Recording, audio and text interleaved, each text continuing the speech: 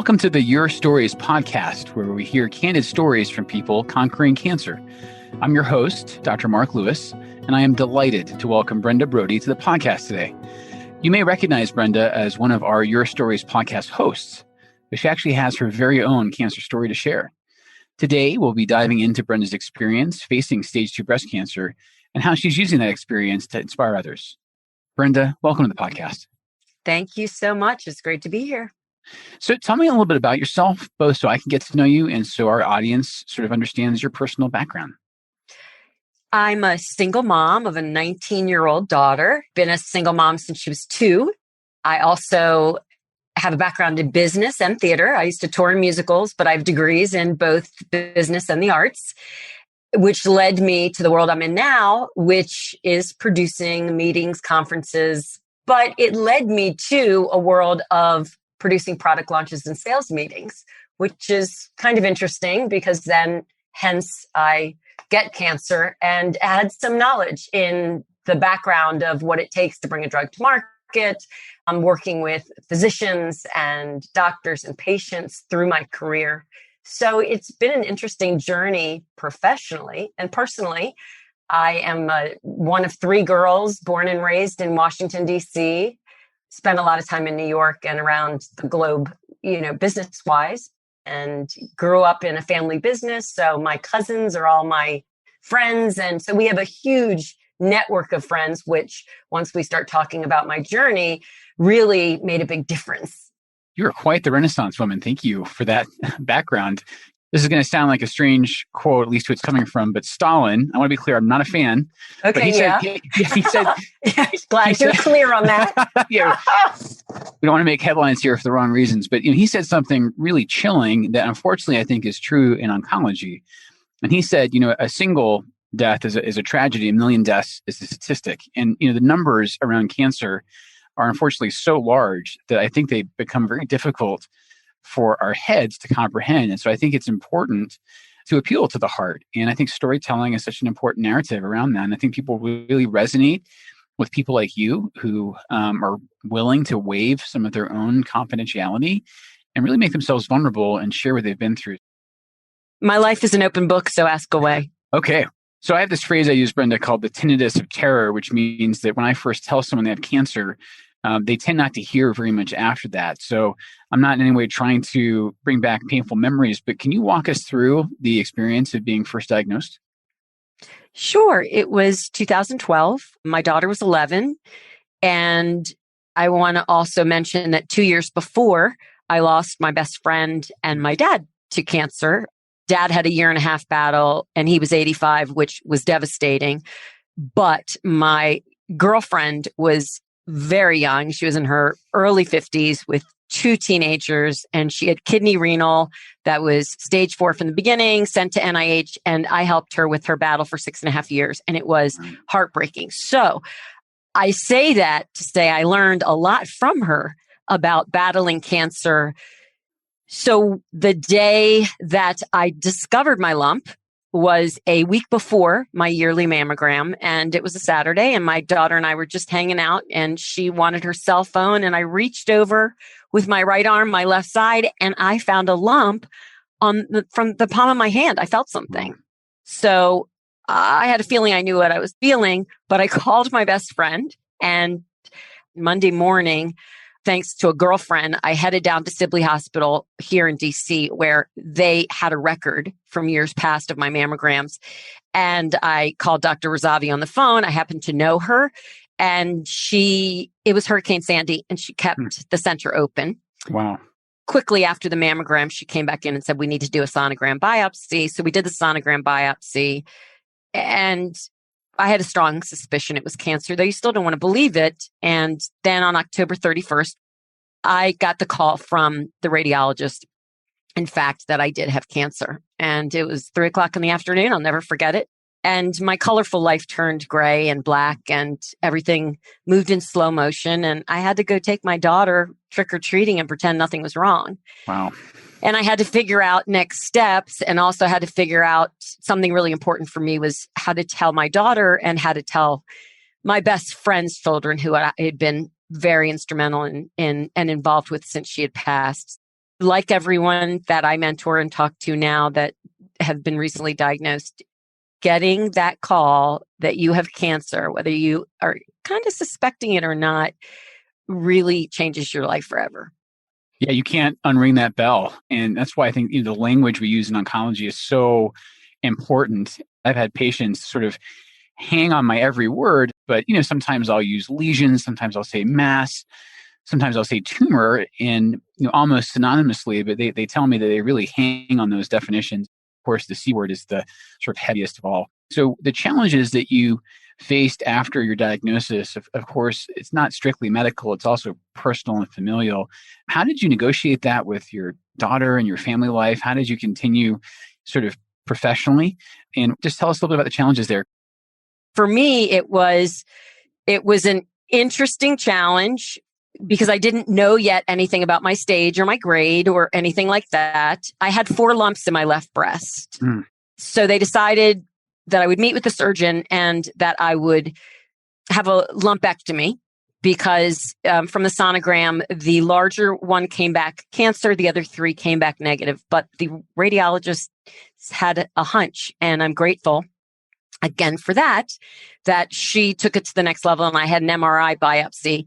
And the night before my lumpectomy, I got the call from the surgeon that, in fact, all 4 were cancer. And so that it was a more aggressive cancer because there was nothing the year before. So they were going to treat me aggressively. And we had a quick discussion, and she basically said, you have a choice to have a double mastectomy or not. I knew the answer of what I wanted to do, but I talked to her about it, and we had a really lengthy discussion. We decided that I would do a double mastectomy, and we had a suspicion that I probably would need chemo and obviously then reconstruction. So that's part of the journey from a medical perspective. And then from a personal perspective, I was running my own business at the time. Wow. On top of raising my child alone with a dad who was not involved. So I immediately went into business mode, and I called my sisters and one of my best friends. Immediately, these 2 survivors came over, took off their tops, showed me their breasts, and told me I was going to be fine, which is what I needed to hear from an emotional perspective.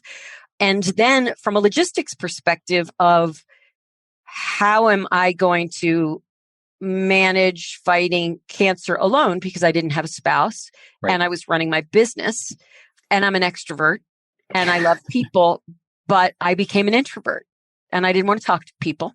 I was very depressed. I was fighting a lot of anxiety and depression. And so I basically gave my sisters and my friend carte blanche, and they put together a spreadsheet, and we really ran my cancer almost as I run my business. Thank God for a bunch of driven women.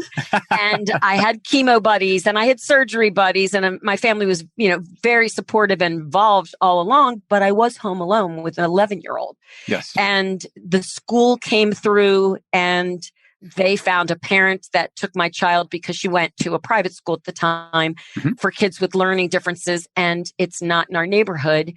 And then one of the students of my best friend who passed away of cancer, and she was a musical theater teacher at Catholic University, one of her students took off performing when she found out I had cancer, and she took care of my daughter every day after school until bedtime. Wow. So I had a village around me. Yes. And it was run like a very tight ship. And that was extremely helpful for me. Yeah.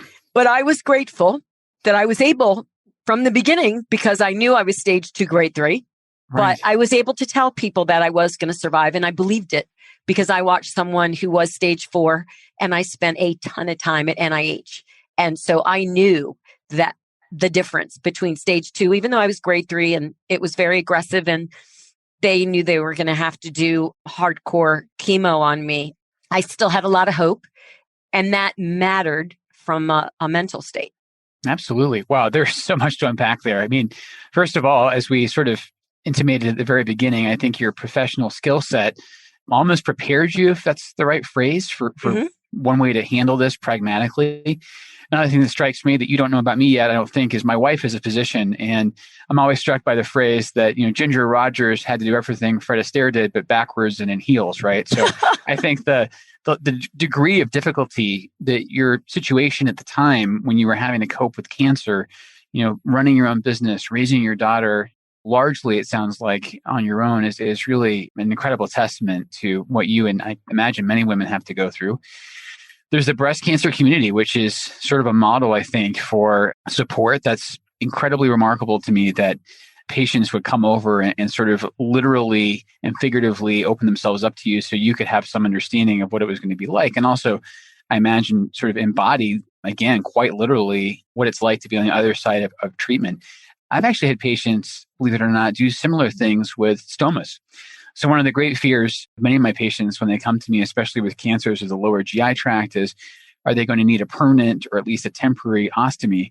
And I think that's a really tricky thing to conceptualize until you've actually seen another person with it. So my example in my practice is I've had patients be gracious enough to open themselves up in a similar way to the other patients did to you. I don't know if you know this, but when we're taking our initial summary of you, the social history, it really is only required to have a few things. And I hate this, but this is behind the scenes, sort of peeking behind the curtain. It's a reductive checklist of vices. Do you drink? Do you smoke? Do you use illicit drugs? And we're not really required, perhaps to our shame, to go beyond that and even know your occupation or much about you. So I think there's just so much in what you said. And I'm thrilled that ultimately you're able to keep that hope kindled, even in what I can imagine are very dark times. And now, again, you're on the other side of it and helping other people deal with it. So I'm curious, during treatment, what were your greatest sources of support? And again, as an oncologist, I'm always curious to know, what was your relationship and your rapport like with the oncologist that was, administering these treatments to you? Sure. My oncologist was Dr. John Walmark, and he had a physician assistant, Lisa. And every time I went to visit, it was one or the other. Obviously, it was a very professional relationship. And Sure. You could tell he was trained that he had to watch, the boundaries, which he was very respectful. And I would say he is a research nerd, which I loved about him. He gave me such confidence. The day I walked in to meet him, of course, I was interviewing him. Yes. And I said, do you want to hear what so-and-so said at this institution? He's like, no, do you want to hear what I need to do? And I thought, oh yeah, he knows what he's going to do. Well, it was the same protocol as everyone else, but his confidence and his knowledge in the data mattered to me. He also quickly realized that through my professional career, things I'd learned, I could be a little bit of trouble to him and myself if I Googled a little too much. Sure. So he quickly told me that, it was time for me to stop Googling and to start trusting. I think his advice was a really good one. Once we had the knowledge and we knew what my protocol was going to be, there was a sense of relief that, okay, now game on. Now I know I'm fighting it and I'm going to succeed, but it's going to be a really rough battle. But there was never a question that I had that he didn't answer. And I always came with a ton of questions every time. And his physician assistant as well. I have to commend her. I thought that they were a true team, which I think really matters for a patient, that Yes. I never felt like he knew something that she didn't know. And I mentor, patients now that are recently diagnosed. I have usually 2 a week, believe it or not, that are sent to me through different channels.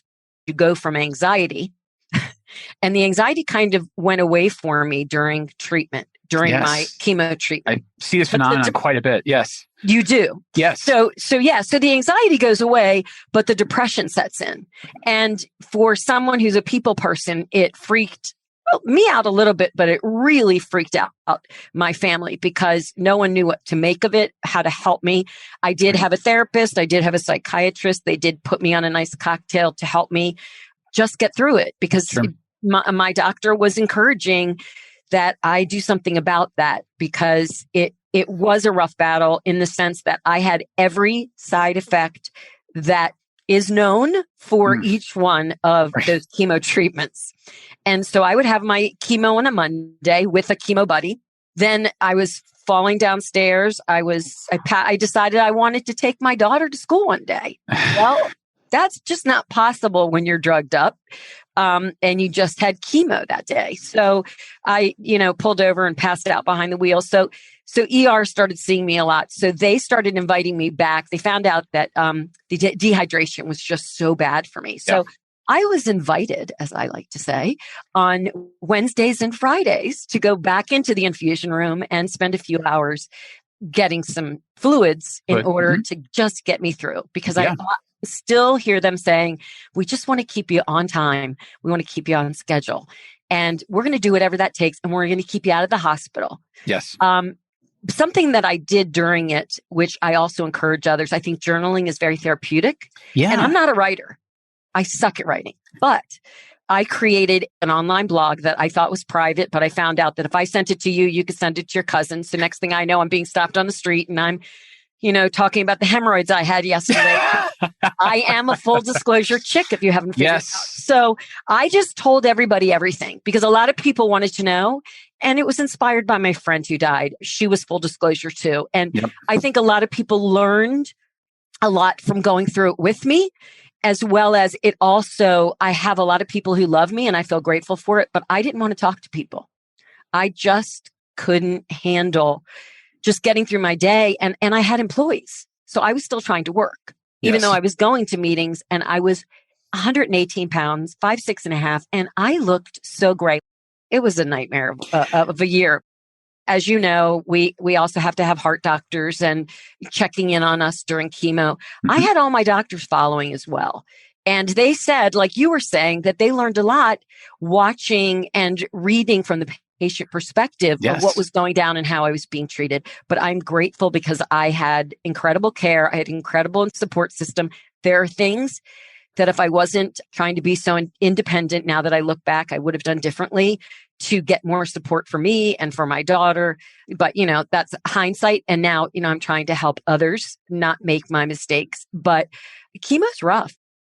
My statistics I know are great, that I won't get back again. But I've also met many people that had cancer, including friends that I have that are now terminal and have had it 2 and 3 times. So I don't take that for granted, that there's still not a chance that I might not get it back. So again, a lot to touch on. First of all, in regards to what you said about chemotherapy, that is a tough regimen. And when my wife was doing her training, she's a pediatrician. They did something in pediatrics that we can't ethically do in oncology, but I think it would make a huge difference. So here's what happened. They made the pediatric residents taste the antibiotics that they were going to prescribe to children. They wanted the doctors to know what they were asking, especially of the parents. So for instance, if you have a child who needs clindamycin, it is kind of a nightmare to convince them to take it because it's so unpalatable. And I thought that was such a fascinating and smart sort of didactic exercise to have the doctors understand that. Oncologists largely have not had a taste of our own medicine. So I'm curious, when you were told about chemo, when you were consented, so to speak, did you feel prepared then for all the things that came after, or were there still surprises from what sounds like quite toxic treatment? Since my friend Jane had gone through every clinical trial known to mankind for kidney renal at NIH, I had watched someone battle 6.5 years of chemo. So I knew, and sometimes she would stay with me, and I knew a lot of the rough side effects of some of the really tough chemos, but I don't think you're ever fully prepared for it. Truly sucks you of your body, mind, and spirit. And every day getting up and trying to stay positive. And some days I just couldn't. And I didn't. I had to, thanks to therapy, they would say, you need to let yourself be today. Yes. I tried all kinds of, positive motivation quotes of the day I would do every morning. But the reality is it was so brutal on my body and my mind. There were days I didn't know if I could get through it. But when you're sick, the only people you want to talk to are your doctors and people who have been through it. And it's a terrible thing that I'm saying it here, but I didn't say it all the time to them. But no one understands better than someone who's treated a lot of folks who have gone through chemo or who has been through it themselves, because Exactly. it's toxic. Yes. The other thing you don't know about me is I got into the field because my father had almost exactly 6.5 years of chemotherapy when I was a boy. Oh, wow. And we found it very socially isolating. And, people keep their distance partly, I think, out of really well-intended sort of respect for the patient. They're afraid that you might be immunocompromised. They don't want to bring you a contagion. Of course, that's all heightened now during COVID. But there's also, golly, I don't know if it's a stigma so much as a sense of remove from the person who's sick. And I think that's profoundly, again, isolating. And I have to tell you, during COVID, and you're talking earlier about your social support system, I've realized just what a invaluable therapeutic ally friends and family can be for my patients. There have been times here that the virus has been so rampant that we have visitor restrictions and they can't have people come with them to clinic. They can't have people come with them to chemo. And they've even been in the hospital sometimes for weeks on end with no one from their personal circle. That's heartbreaking. It is. Some of the hardest times of the pandemic have been trying to support them emotionally. And like you said earlier, there's this balancing act where oncologists and patients, if things are going well in the therapeutic relationship, will get very close. But I also know I'm not their best friend. I'm not, certainly not a spouse. So it's been interesting to watch that. And like you said, at times very, very heartbreaking. About 3 months into COVID, I was having nightmares and I couldn't figure out why. And I was having nightmares about me being in a mask because my counts were so low during chemo. Sure. I was in a mask when I was around people most of the time. When I was prepping to talk to you today, I went back through my blog and I realized there are all these photos of me in a mask, like these patients are today and the world is today in COVID and being isolated. It's very similar. Like you're saying, I think that people don't realize, but they are getting a sense of what someone going through significant chemo goes through because it is isolating. And we have to be isolated if our counts are down. We have no choice and we don't feel well. Usually there's a pattern you learn. Is it, day 1 and day 2 after chemo that you're sick? You start learning your own rhythm. I wanted to ask you, I asked this of almost every survivor, how and when were you told that your cancer had gone away? And then what was the language that was used? Was it no evidence of disease? Was it remission? Was it cure? What was the language around that? This is where chemo brain is a beautiful thing. I don't remember. I remember that vaguely. I don't know how I was told. I remember after my surgery, they told me that they got it all. And then a few days later, I found out I was grateful it was not in my lymph nodes. So that was huge. Yes. Again, I have lymphedema, which is a whole nother episode to discuss. But my surgeon felt that I was cancer-free at that point. I always remember Dr. Walmark saying that the cancer's out and we're just making sure that we increase your stats for it never coming back. But I don't really remember how I was told. Yeah, there's an interesting back and forth that happens. Again, it's a little bit behind the scenes between, in this particular case, surgeons and medical oncologists, because oftentimes the surgeon will use exactly the phrase they use with you. We got it all. But then you come to the medical oncologist and we have to also convince you that there might be microscopic residue that might have to be eliminated with chemo or suppressed with hormone therapy or both. So it's really interesting there. Sometimes the patients come to me and they have placed such weight on the surgeon's words that they don't really understand why a medical oncologist is going to be involved at all. I love the fact that you're still continuing with your oncologist even beyond the increasingly arbitrary 5-year milestone. I don't know how fabulous he thinks it is. He loves me, but I don't know. He's like, you really don't need me. But I mean, and he's grateful for all the work I'm doing. I mean, I'm very involved now through ASCO and Women Who Conquer Cancer. And I just believe that we have a long way to go with research and great things are happening, but there's a lot more to do. And part of managing my anxiety and my PTSD, I'm an A-type personality. I'm solutions oriented and I love to help. So I believe that raising money for research is something that I can do with my skill sets and I love to do. And everybody deals differently. But for me, being able to give back and continue to help, where some people are like, you shouldn't be defined by your cancer. I'm like, I am not defined by it, but it is part of my story. Yes. And I want to continue to tell my story because I'm finding that I'm able to help people. And to me, that matters. And that's why I mentor people. And by saying I'm a breast cancer survivor, people send people to me. Hey, my friend was just diagnosed. Now what? And that beginning, to me, that's the most anxious part of the whole deal. Well, the fact that you continue to, again, speak to your own experience and help others, I mean, am I correct in saying that's how you continue to conquer cancer? Absolutely, 100%.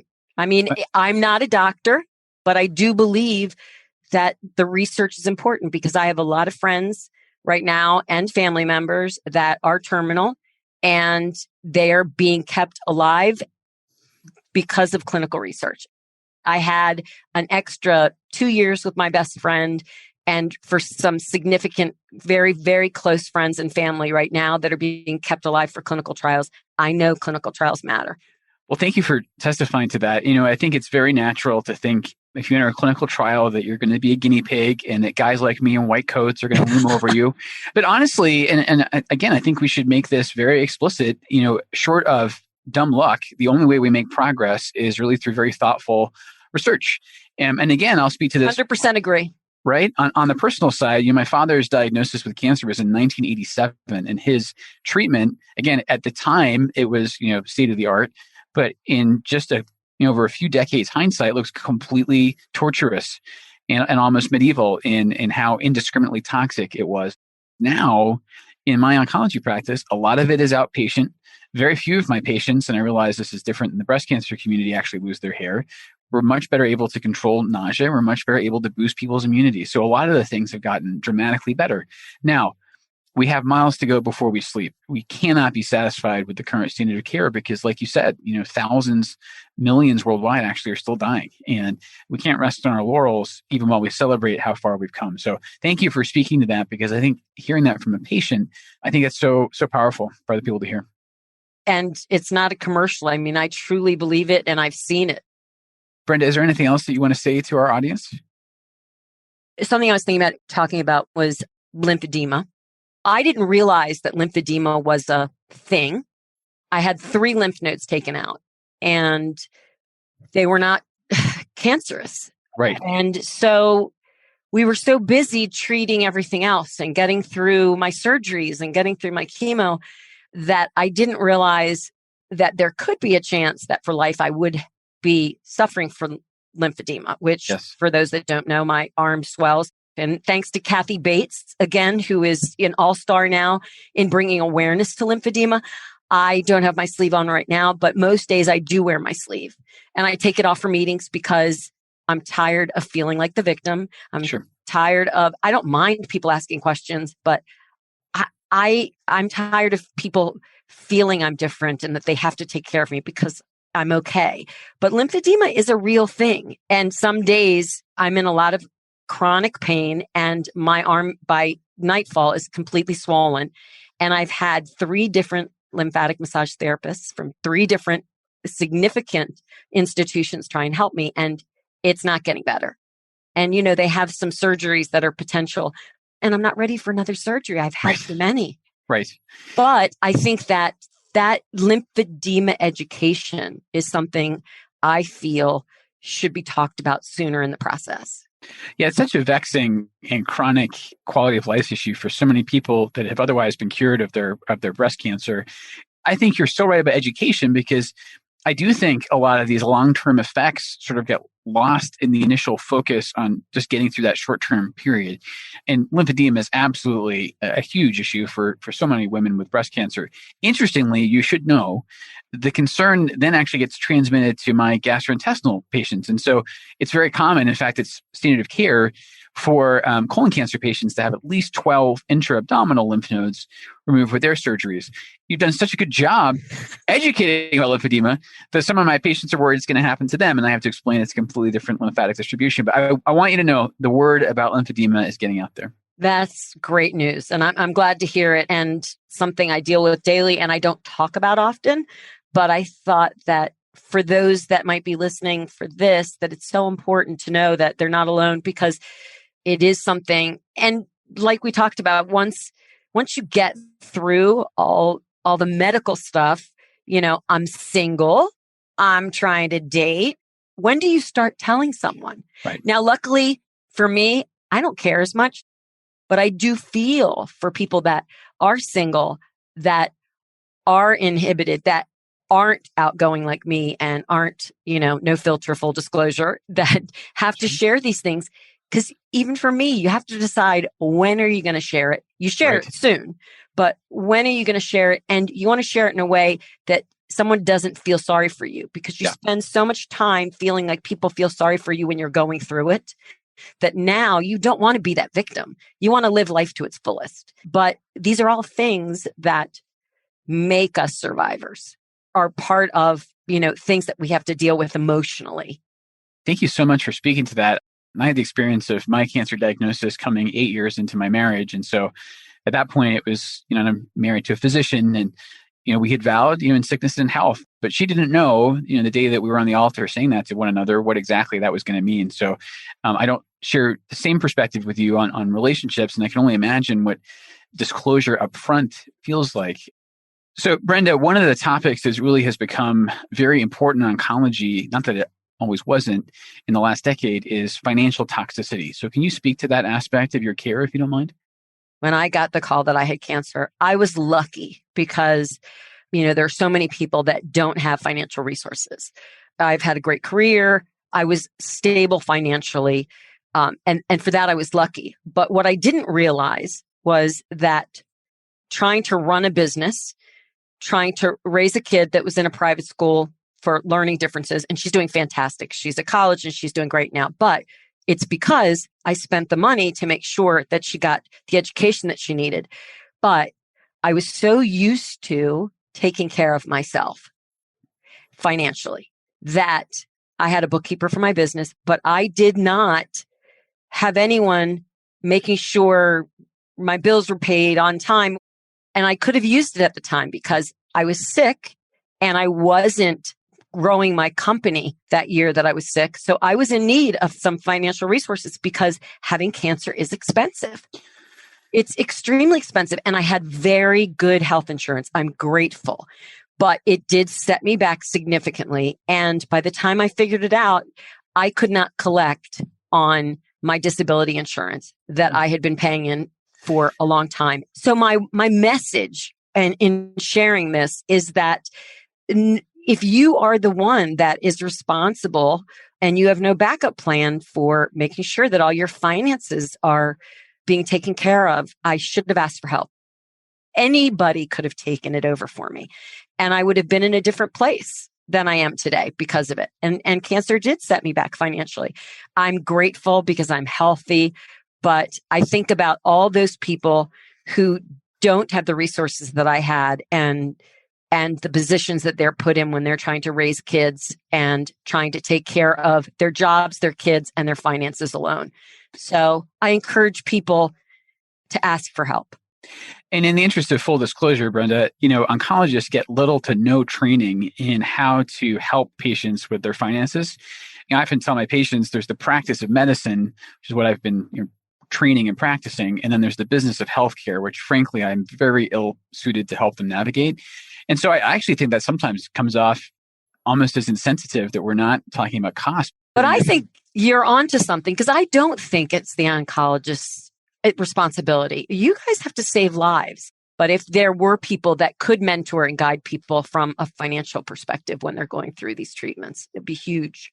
I think it's back to the thread where we started of seeing the patient as a whole person. You're not just the host for your disease. You have a social life, you have finances to think about, you children, your job. I mean, I think there's just, it's so rich. And I'm so glad, Brenda, that I got to spend the time getting to know you as a whole person. And again, thank you for your spirit of disclosure. I think it takes a lot of bravery to sort of put yourself out there as you have. And thank you again for sharing your insights with our audience. Thank you. Hearing the experiences of others can help people cope with the challenges cancer brings. Help others find these inspiring stories by leaving a review of the podcast and subscribe today on iTunes or Spotify to hear every new episode. Thanks for listening to Your Stories Conquering Cancer. The participants of this podcast report no conflicts of interest relevant to the podcast content. Full disclosures can be found on the episode page on concord.org. The purpose of this podcast is to educate and to inform. This is not a substitute for professional medical care and is not intended for use in the diagnosis or treatment of individual conditions. Guests on this podcast express their own opinions, experience, and conclusions. The mention of any product, service, organization, activity, or therapy should not be construed as an ASCO endorsement.